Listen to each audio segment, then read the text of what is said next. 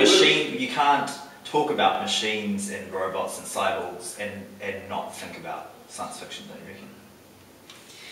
So this idea that we are now living in a society where we're living up to science fiction films. Yeah, things are possible through technology now that at one time were only seen in sci-fi narratives, don't you think we're...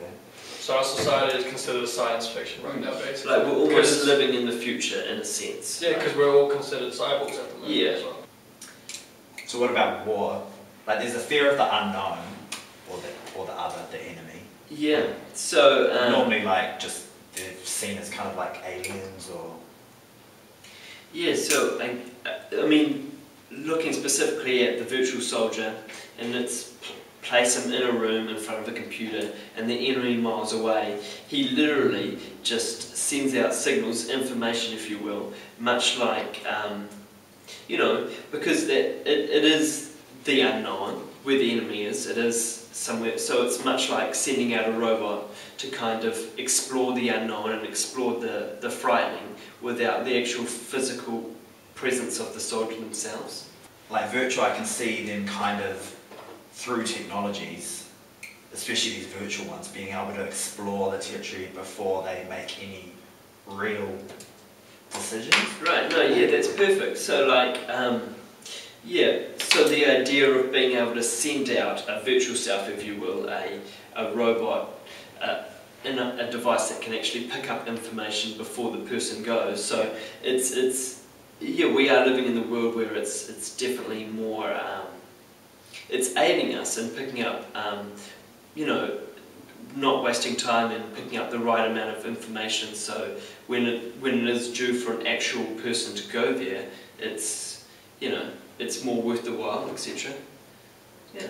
Like it lets people, I guess, experience things. It's sort of like experiencing from the same spot and just let them travel to different experiences, I guess. Because there's that whole like, the whole like idea of like traveling through a black hole. Yeah, it's almost kind of a visual representation of the way you kind of travel through virtual space almost. Yeah, definitely.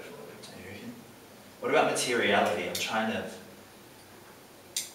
Oh, I guess like something like Minority Report, where he's moving things on the screen, is kind of that removal of an actual screen. Simply said, when it comes to materiality, we're now living in this environment where physical devices have become, you know, irrelevant. You know, we can just the information's right there. I mean that.